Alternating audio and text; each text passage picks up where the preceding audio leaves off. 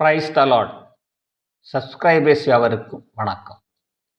நண்பர்களே, green agri club மற்றும் அப்டா market இணைந்து விவசாயமும் சந்தைப்படுத்துதலும் தொழில்நுட்ப கூடுகை அப்டா மார்க்கெட் அலுவலக கலைக்கூடத்தில் அக்ரி டாக்டர் ராஜ்குமார் தலைமையில் சிறப்பாக நடைபெற்றது. நிகழ்ச்சியில் அப்டா நிர்வாகிகள் கலந்து கொண்டு சிறப்பித்தனர். திரு தேவதாஸ் வரவேற்பு. அக்ரி ஸ்டூடெண்ட்ஸ்,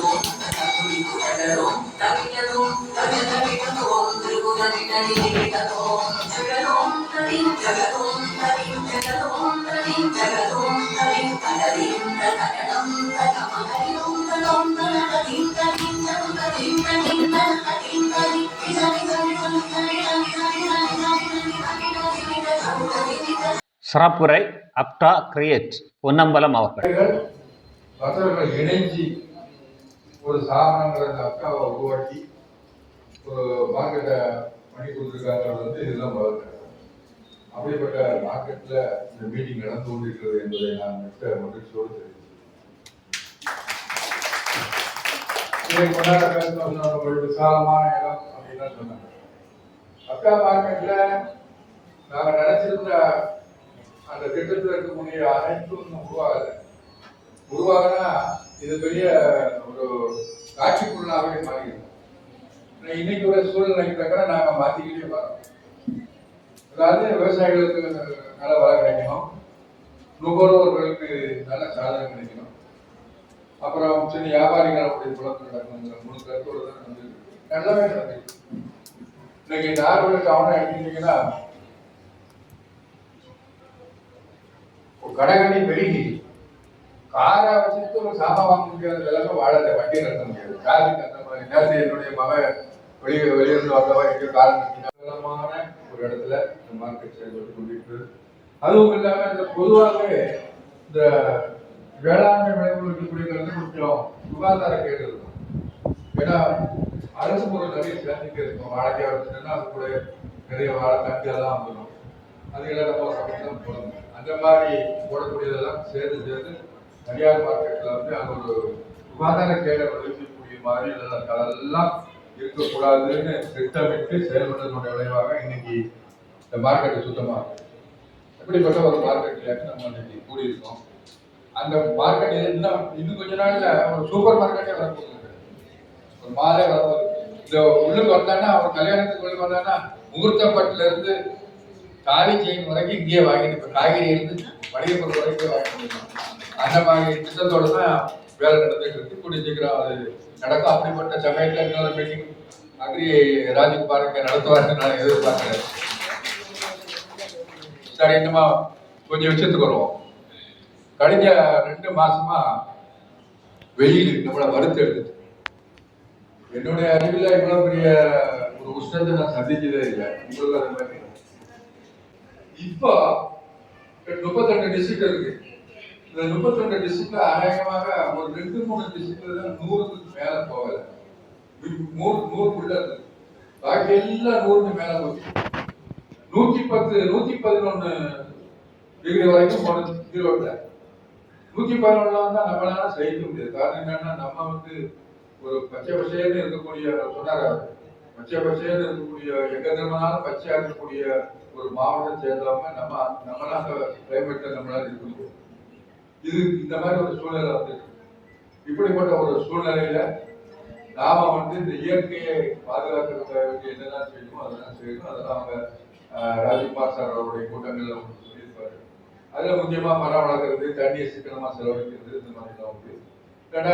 உணவு உற்பத்தியை பண்ணணும்னா அந்த அதுக்கு அடிப்படை வந்து தண்ணி. இது ஒரு நபார்டு ஒரு மீட்டிங் போயிருக்கு. அப்ப அந்த சேர்மன் பேசுறாரு, 2 M நமக்கு தேவையில்லை. ஒண்ணு வந்து மன்சூன் அந்த மழை இதெல்லாம் உள்ளது, அதாவது தண்ணி. இன்னொன்று வந்து மார்க்கெட். தண்ணியும் மார்க்கெட் நல்லா இருந்தா நம்ம விவசாய உற்பத்தி பண்ணி தண்ணிடுவோம். அவ்வளவுக்கு திறனானவர்கள். ஆனா அந்த 2 இல்லாத காரணத்தினால, 2 முறையாக கிடைக்கிறதுனால, அதனால முறையாக செயல்படுத்துறதுனால காரணமாக இன்னைக்கு நம்ம கஷ்டத்தை அனுபவிச்சுட்டு இருக்கோம். போன மாசம் போன மாதம் முந்தின மாதம் ஐரோப்பாவில் உள்ள நாடுகள் வந்து கிட்டத்தட்ட ஒரு 500க்கு அதிகமான காய்கறிகள் மசாலா பொருள்லாம் எனக்கு வேண்டாம்னு இருக்காங்க. காரணம் என்னன்னா அதுல வந்து அளவுக்கு அதிகமான அந்த ரசாயன தாக்கம் இருந்தது.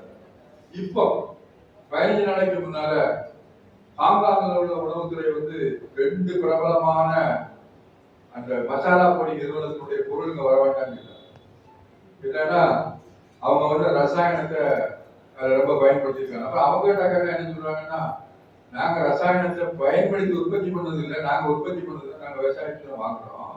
அப்புறம் எப்படியா வந்தது அப்படின்னு கேட்டா, அந்த அதை வந்து பாதுகாக்கிறதுக்காக வேண்டி அந்த ரசாயனம் சேர்த்துருக்காங்க. அதனால அது 2 மாசம் 3 மாசம் இருக்காது. அதை போய் வந்து உற்பத்தி, 2வது போதுமான உற்பத்தி, 2வது அந்த உற்பத்தியை வந்து நம்மளை பாதுகாக்காத ஒரு விற்பனையை கொண்டு வரணும். என்னன்னா இப்போ தாராளம் கிடைக்கணும், நல்ல பொருளா கிடைக்கணும், நல்ல விலை கிடைக்கணும். இந்த 3 முக்கியமானது மார்க்கெட்டிங். ஏற்கனவே இந்தியா வந்து சுகருடைய பேஷண்ட் இப்போ தலைநகரமா இருக்கு. 25% சுகர் பேஷண்டா இருக்காங்க. 25 இன்னும் 10 வருஷத்துல 40% ஆயிடுமா. அந்த மாதிரி காலகட்டத்தில் இந்த பொருள் சேர்த்திருக்காங்கன்னா பயன்படுத்தியிருக்காங்க. இப்படி தேர்ந்தெடுக்கக்கூடிய உணவுலையும் நம்ம தனி கவனம் செலுத்த முடியும். இதுக்கெல்லாம் மேல இன்னைக்கு விவசாயத்தை, அதாவது நம்முடைய குறைஞ்சி இப்ப 142 கோடி ஜனத்தொகை வந்த இடத்துல விவசாயியோட எண்ணம் கூடமா போராட்டம். ஆனா 60% தான் இருக்குன்னு கவர்மெண்ட் சொல்லுது. அப்ப அதுக்கு என்ன காரணம்னா, விவசாயிகள் விவசாயத்தை விட்டுட்டு ஓடுறாங்க. விவசாயம் லாபகரமா இல்லை. அப்ப லாபகரமா இல்லைன்னு விவசாயத்தை விட்டுட்டு போயாச்சுன்னா நாளைக்கு சாப்பாடுக்கு என்ன பண்ணுவோம்? ஒரு கஷ்டமான ஒரு சூழ்நிலையை சந்திக்கிறதுக்கு இருக்கும். ஆனா நம்ம விவசாயியை பொறுத்தவரையில எல்லா வகையிலையும் முன்னுக்கு நிற்கக்கூடிய ஒரு சக்தி படுத்த விவசாயிகள், அவங்களுக்கு வேண்டிய வசதிகளை மாற்றம் செய்யும். இப்ப இப்படி இருக்கக்கூடிய சூழ்நிலை இன்னும் விஞ்ஞானிகள் சொல்றாங்க, பொருளாதார வேளாண் விஞ்ஞானிகள் சொல்றாங்க, வேளாண் பொருளாதார சொல்றாங்க, 2050 உலக நாடுகள் இந்தியாவை உணவுக்காக எதிர்பார்க்கக்கூடிய ஒரு சூழ்நிலை வரும் அப்படிங்கிறாங்க. ஏன்னா நம்மள மாதிரி பாடுபடக்கூடிய அங்க கிடையாது. ஒரு பெண்ணை அவங்க இன்டர்வியூ பண்றாங்க. அப்போ நீங்க என்ன மாதிரி கணவரை விரும்புகிறீர்கள் கேட்டாங்க. விவசாயம் செய்யாத கணவன் நான் விரும்புகிறேன். விவசாயம் கிராமத்துல விவசாயம் பண்ணணும்னா அவர் ரெடியா இல்ல கல்யாணம் பண்றதுக்கு. அதே மாதிரி விவசாயம் பண்ணக்கூடிய ஒரு தினம் மாப்பிள்ளையா தேர்ந்தெடுக்கிறதுக்கு அந்த வீட்டுல விருப்பம். அப்படிப்பட்ட ஒரு சூழ்நிலையில் இருக்கோம். ஆனா நம்மளுடைய நல்ல எதிர்காலம் இருக்கிறது. அந்த எதிர்காலத்தை பற்றி தான் நம்ம நினைட்டு இருக்கோம். இவ்வளவு பேர் இங்க வந்து அக்கா மார்க்கெட்ல கூப்பிட்டோன்னா மாக்காணத்துல 150 200 வந்துருவாங்கன்னு சொன்னாங்க. உண்மைதான். அப்படிப்பட்ட ஒரு சூழ்நிலையில நீங்க எல்லாரும் வந்து கிரீன் கிளப்ங்கிறது என்னங்கிறது தெரிஞ்சுட்டு அதோட சம்பந்தப்பட்ட மீட்டிங்ல தொடர்ந்து நீங்க ஈடுபடுறது உங்களுடைய அந்த அறிவியை வந்து டெவலப் பண்ணுங்கிறது உறுதி. அந்த மாதிரி ஒரு சூழ்நிலை வந்திருக்கீங்க. நான் சொன்னேன், ஒரு நல்ல விவசாயிகளுக்கு எதிர்காலம் இருக்கிறது அறிகுறி உங்களுடைய இந்த அசம்பிளி கூட்டங்களை நான் தெரிவிக்கிறேன்.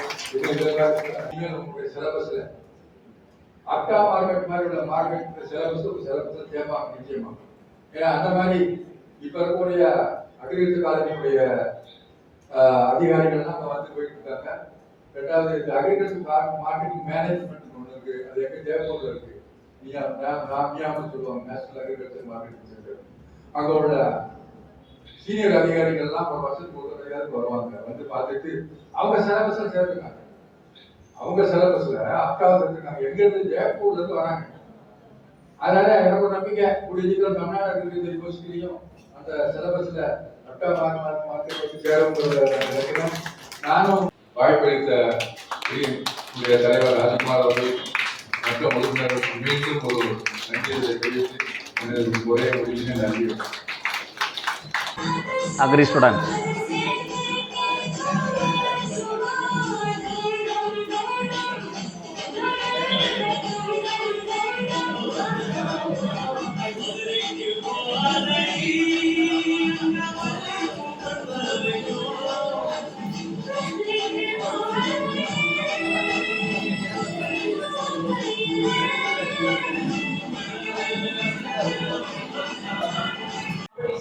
பேராசிரியர் ராபர்ட் ஸ்டெல்லாமேட் பொறியியல் கல்லூரி. என்ன அப்படின்னா, ஒரு மாடி தோட்டமானாலும் சரி, மற்றபடி நம்மளுடைய தோட்டமானாலும் சரி, இதுல வந்து கொஞ்சம் இம்பார்ட்டன்ஸ் வந்து நம்ம கொடுத்ததை கண்டுட முடியுது. இதையும் தாண்டி ஒரு ஒரு அடுக்கு கொஞ்சம் மேல போனோம் அப்படின்னா இதெல்லாம் நம்ம மாடி போட்டு தோட்டம் பண்றது, நமக்கான ஒரு தோட்டக்கலையை வந்து நம்ம கரெக்டா ஏற்படுத்துறது, அதை வந்து நம்ம பிரயோஜனப்படுத்துறது, இதெல்லாமே வந்து அன்றாட நம்முடைய தேவைகளுக்கான காய்கறிகள், பழங்கள், விதைகள் இது எல்லாத்தையுமே வந்து நமக்கு கொடுத்தாலும் அதை வந்து ஒரு பிசினஸ் ரீதியா கொண்டு போக முடியுமா அப்படின்னு சொல்லி நிறைய பேருக்கு ஒரு கேள்வி கணைகள் உண்டு. நான் வந்து சொல்றேன், கண்டிப்பா உண்டு. நான் வந்து அவங்க ஏற்கனவே இன்ட்ரோடக்ஷன் சொல்லிட்டாங்க. என்னுடைய 2000 ஒரு 20 ஆண்டுகள் என்னுடைய அந்த பயணத்துல பணி செய்த பயணத்துல பாதி ஆண்டுகள் வந்து நான் வந்து சென்னையில இருந்தேன். அப்போ சென்னையில வந்து என்னுடைய வீடு ஆவடி. அங்க இருந்து நான் பூந்தமல்லிக்கு போற வழியில சில டைம் கொஞ்சம் ஷார்ட் ரூட்டா நான் போறது அப்படி, ஏன்னா டிராபிக்குக்காக பயந்து கொஞ்சம் ஃப்ரீயா போவேன் அப்படின்னு. அங்க வந்து நிறைய வயல் காடெல்லாம் இருக்குது, இல்லாம இல்ல. சென்னையினுடைய சுற்றுப்புறங்கள்ல வந்து நிறைய இடங்கள்ல வந்து வயல்கள் தான், பழைய ஏரிகள், வயல்கள் எல்லாம் வந்து உள்ள இடம் தான் அது. அதுல வந்து நான் இனிஷியலா பார்க்கும்போது ஒரு சின்ன ஒரு ஒரு 4-5 கீத்து ஓரதான் வச்சு ஒரு இது கட்டி இருந்தாங்க. சாயங்காலம் நேரம் அதுல வருவோம் அப்படின்னு பார்த்தா அதுல ஒரு அம்மா, ஒரு பாட்டியம்மா, பாட்டின்னு சொல்ல முடியாது, பட் ஒரு 65 இருந்து ஒரு 70 வயதுக்கு உட்பட்ட ஒரு தாய். இவங்க வந்து என்ன செய்யறாங்க அப்படின்னா சாயங்கால நேரத்துல வந்து அதுல கொஞ்சம் கூறு வச்சிருப்பாங்க, கொஞ்சம் வெண்டைக்காய், கொஞ்சம் இது கீரைகள், சிறுகீரை, இன்னும் வந்து நம்ம ஊர் சிவப்பு கீரை. இந்த அளவுக்கு சிவப்பு இருக்காது, பட் அது சிவப்பு கீரை அப்படிம்பாங்க. தென் அரைக்கீரை, தென் அப்புறமா வந்து கொஞ்சம் வெள்ளரிக்காய், இப்படி எல்லாம் வந்து வச்சிருப்பாங்க. நான் அதை வாங்கிட்டு போயிருக்கிறேன். கடைசியா மாதங்கள் பல உருண்டோட நம்ம நீங்க பாத்தீங்கன்னா இப்ப கூட நீங்க வேணா பார்க்கலாம். ஐயப்பாக்கம் ஹவுசிங் போர்ட்ல இருந்து ஆவடி பருத்திப்பட்டு என்கிற இடத்துக்கு வந்து நம்ம கிராஸ் பண்ணி போனோம் அப்படின்னா அங்க வந்து இப்பவும் அவங்க குடும்பமா அதை பண்ணிட்டு இருக்காங்க. அப்ப இனிஷியலா நான் பார்த்த பார்வை வந்து சின்ன சாயங்காலம் ஒரு அம்மா வந்ததுல சும்மா கூறு போட்டு வித்துட்டு இருப்பாங்க, இவ்வளவுதான் நமக்கு தெரியும். எங்க இருந்து வருது அப்படின்னா கண்கூடா தெரியும். அவங்களுடைய அந்த கொட்டகை போட்டிருக்கிறத பேக் சைட்ல கொஞ்சம் தோட்டம் இருக்குது, வயல் இருக்குது. அதுல வந்து வெண்டைக்காய் இதெல்லாமே வந்து போட்டிருப்பாங்க, மிளகாய் இதெல்லாம் போட்டிருக்காங்க. அதை வந்து எடுத்து இங்க கூறு மட்டும் வித்துட்டு இருந்தது அவங்களுடைய வேலை. ஆனா இப்ப ரீசெண்டா அடுத்த நிறைய ஆண்டுகள் தாண்டினதுக்கு அப்புறமா இப்ப பார்த்தா எப்பவுமே இருக்கும், அதுல எப்பவுமே காய்கறிகள் இருக்கும், ஃப்ரெஷ்ஷா இருக்கும். அப்படி நம்ம தோட்டத்துல இருந்து அவங்க அப்படியே பறிச்சுட்டு வாரதை வந்து நம்ம கண்கூடா பார்க்கலாம். அப்புறமா அந்த அம்மா கிட்ட பேர குழந்தைகள் எல்லாம் அதுல நிற்பாங்க. அவங்கள்ட்ட வந்து நம்ம கேட்டா வேற எந்த ஒரு செயற்கையான உரமும் போடாம நாங்க வந்து இது வந்து நாங்க விவசாயத்துல அறுவடை செய்தது அப்படின்னு வந்து சொல்லுவாங்க. ரொம்ப பெருமையா விவசாய பாடல் அதிக டாக்டர் ராஜகுமார்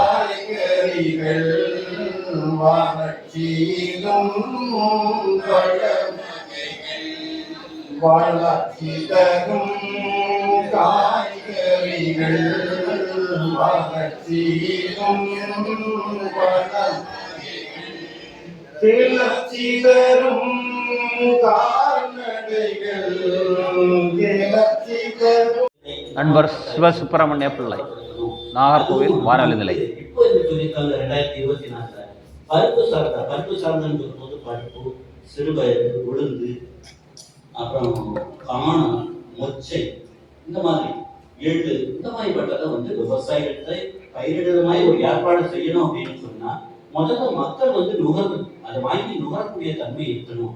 நிறைய வீட்டுல பருப்பு கறி அப்படின்னு சொன்னா பருப்பு ஏன் வச்ச வாயில வரும் அப்படின்னு ஒரு தப்பான அபிப்பிராயம். ஆனா பருப்பு இருந்தா தான் உடல்ல ஒரு வலு ஏற்படும். நிறைய நோய்களுக்கு நிவாரணம் இந்த பருப்பு சார்ந்த அப்படின்னு சொல்றாங்க.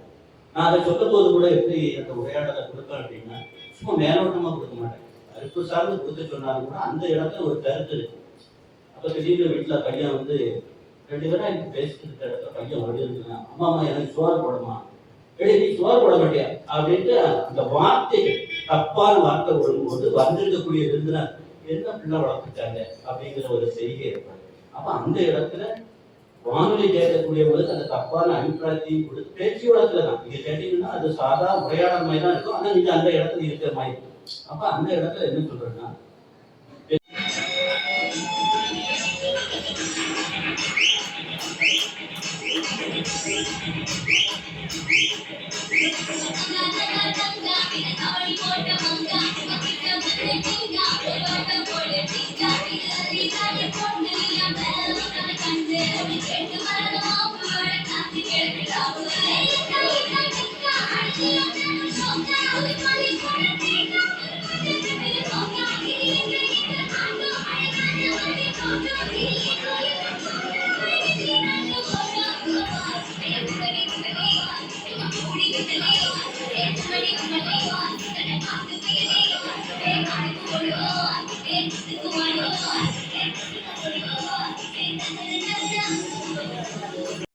ஏலம் மரிய பவுல்.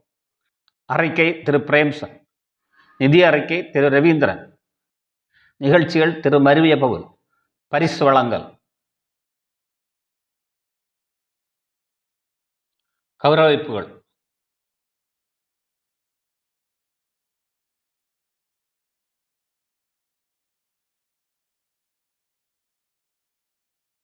உறுதிமொழி. நிகழ்ச்சி அன்பளிப்பு திரு ஜஸ்டின் ஜாஸ்பர். நன்றி உரை டாக்டர் ஜெயராஜ். நன்றி, வணக்கம்.